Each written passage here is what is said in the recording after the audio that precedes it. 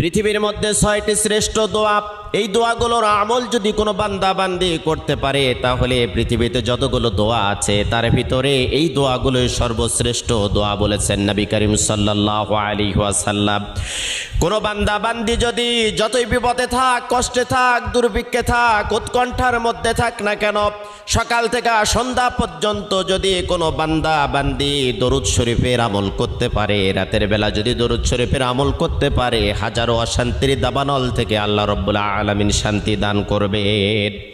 1 নম্বরে দরুদ শরীফের আমল করবেন। 2 নম্বরে ইস্তেগফার।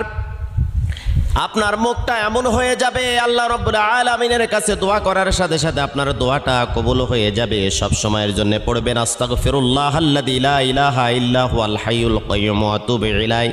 যদি না পারেন তাহলে পড়তে থাকবেন শুধু আস্তাগফিরুল্লাহ।